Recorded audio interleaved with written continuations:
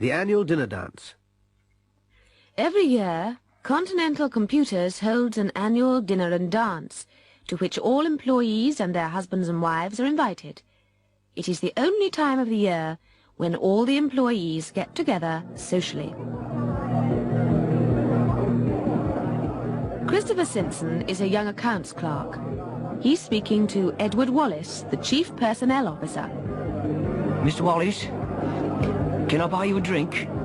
Oh, that's very kind of you, Christopher. I'll have a scotch, a large one. Ice? No, just a splash of soda, please. Thank you. I wanted to ask you, what was happening about the job in Sheffield? It's being advertised next week. Are you interested? I might be. I really don't know what to do. I'm quite happy here, but it would be a promotion. Do you think I should apply? Why not? There's no harm in trying. I'll tell you what to do. Pop up and see me on Monday, and I'll tell you what I can about the job.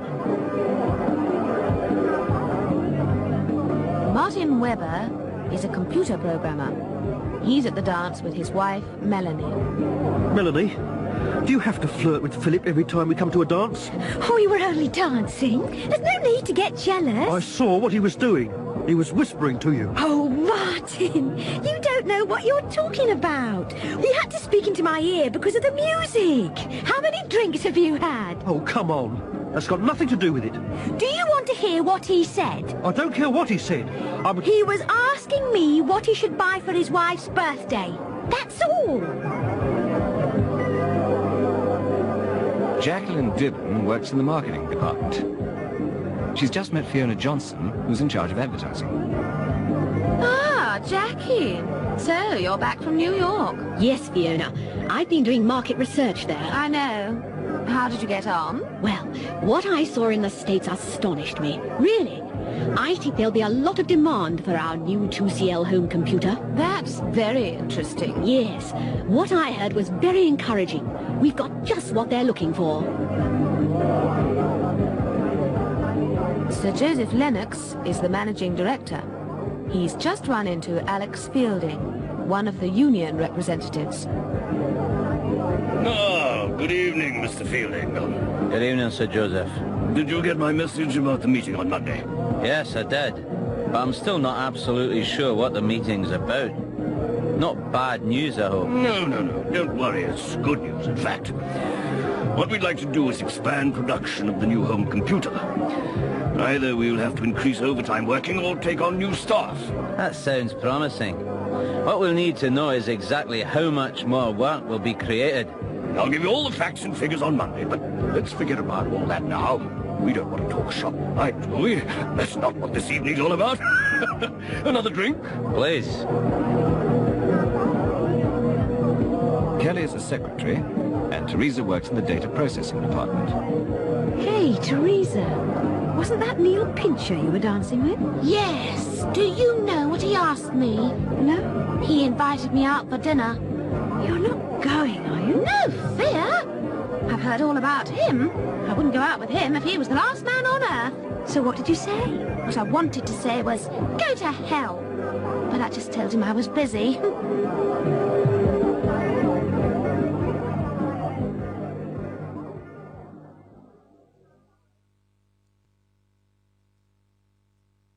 The Apprentice. It's Alan Newman's first day in his first job. He started work in an electrical components factory. The personnel officer, Mrs. Vaughan, is introducing him to Bert Hogg, who has worked there for 30 years. Alan, this is Bert. Bert Hogg. You'll be working with him. Morning, Mr. Hogg. You can call me Bert, son. Don't worry, I'll show you what to do. Can I leave him with you then, Bert? Oh, yes, Mrs. Vaughan. I'll look after him. Follow me, son. Right, son, any questions? Yes. Where can I leave my coat and things? There's a row of lockers over there. It doesn't matter which one you use. Take whichever one you want. Oh, thanks. And, I've got my national insurance card here. Who should I give it to? You should have given it to Mrs. Vaughan. I don't suppose she asked you for it. Just take it up to the office. You can give it to whoever is there. They'll pass it on to her. When can I do that? Doesn't matter, really. Take it whenever you like, lad. but I'll give you a tip. Don't take it during the tea break. You know what I mean? Right. Thanks.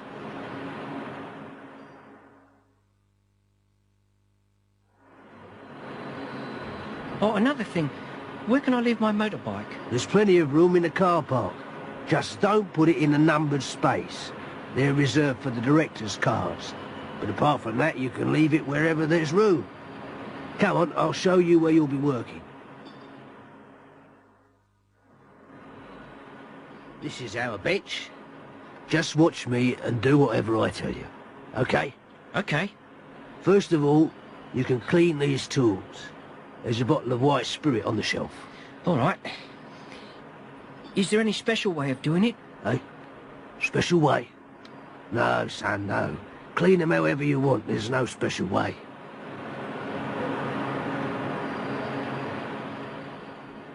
Oi, Alan. You can stop work for a bit. It's time for the tea break. Oh, thanks. Don't thank me, son. You've done well. You'll need a cup of tea. Oh, look. After the tea break, I want you to go to the stores and get me a few things. Is that all right? Oh, yes. I'll get whatever you want. Good lad. Now, I'll need a tin of striped paint, a rubber hammer, and a glass nail, a left-handed screwdriver, and a bucket of steam. Oh, and tell them Bert sent you.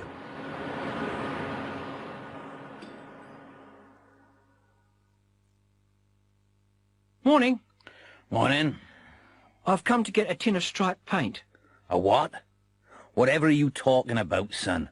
A tin of striped paint. I want a tin of striped paint. Whoever told you to come and get that? Bert. Bert Hogg. Oh, Bert Hogg. What colour stripes would you like, son? Oh, I'm not sure. Perhaps I'd better ask him. I suppose he asked you to get a right-handed screwdriver as well. No, he wants a left-handed one. Just stop and think for a minute, lad. Just stop and think. Going to the doctor's. Good morning, Doctor. Hello, Mr. Williams. Take a seat. What seems to be the trouble? I'm not sure, Doctor, but I haven't been feeling too well. I think I must have a touch of flu. There's a lot of it going round at the moment. What are the symptoms? I'm feeling very tired, and I'm aching all over. I've been sneezing a lot, and feeling pretty feverish. Hot and cold all the time. Oh, and I've got a sore throat. Any vomiting? No, but I don't feel very hungry. I've got no appetite at all. Well, let's have a look at you. Open your mouth. Ah. Ah. Yes. Your throat's a bit inflamed. And the glands in your neck are swollen. Can you just unbutton your shirt? I want to listen to your chest. Breathe deeply.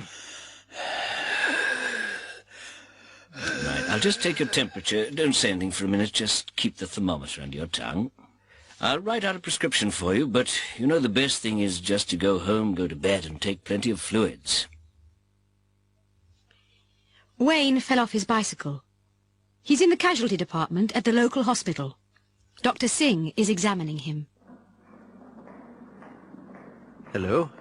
Wayne, isn't it? You've had a bit of a fall. What were you doing? Going too fast? Yes, Doctor. I fell off going round a corner. You'd better get undressed then, and we'll take a look at you. That's a nasty cut. I'll have to put a couple of stitches in that. I've got a cut here too, Doctor. It looks worse than it is. It's only a graze. The nurse will clean it up for you. It'll sting, but that's all. Now, does it hurt anywhere else? I've got a pain in my arm. It's very sore and it feels stiff. Well, there's nothing broken, but you bruised your shoulder.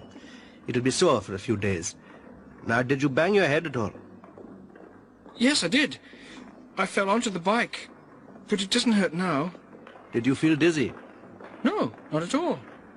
Look up there. I'm just going to shine this light in your eye. No, that's fine. I'll just do the stitches and the nurse will put a dressing on it. Then you can go home. Mrs. Mallard has gone to see Dr. Gillespie, her family doctor. Good morning, Doctor. Good morning, Mrs. Mallard. What can I do for you this time? It's those pills, Doctor. They don't seem to be doing me any good. Really? What's wrong?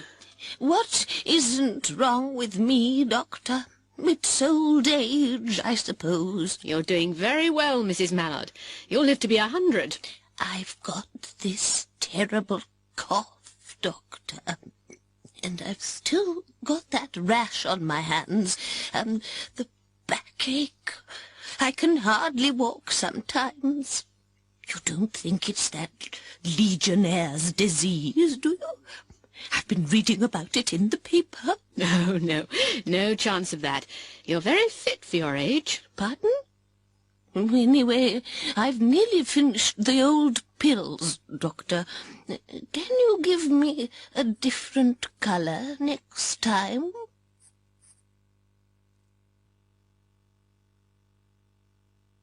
It's about time. Janet and Bruce live in London. Janet's younger sister, Pam, who lives in Edinburgh, is flying down to spend the weekend with them. Bruce, I think it's time to go and meet Pam at the airport. Oh, no, we've no need to hurry. There's plenty of time. It's only 8:30. There won't be much traffic at this time of night. You never know. And I think your watch must be slow. I make it 8:40, and you'll have to stop for petrol. I'd sooner we were too early than too late. It'll take her a while to get her luggage. Oh, come on, Bruce. It's time we were leaving. We can always have a coffee at the airport.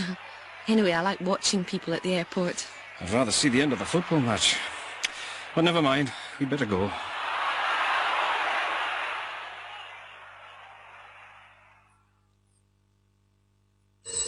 Janet, hold on a minute. There's the phone. You haven't got time to answer it now. Ignore it. No, I'd better see who it is.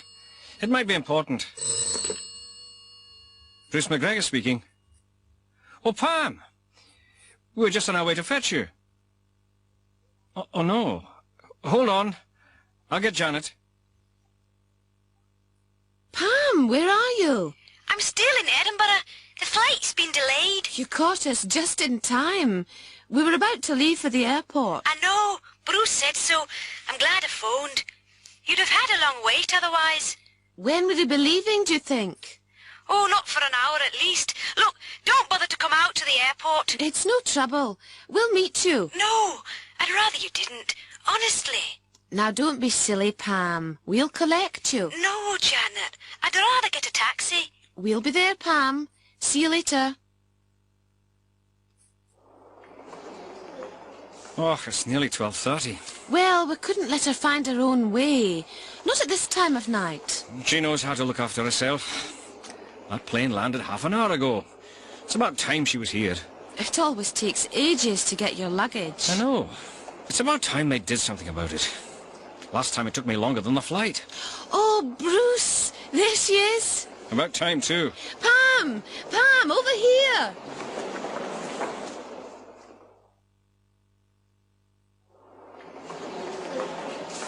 I'll go and bring the car round. I won't be long. Well, Pam, what would you rather do tomorrow morning?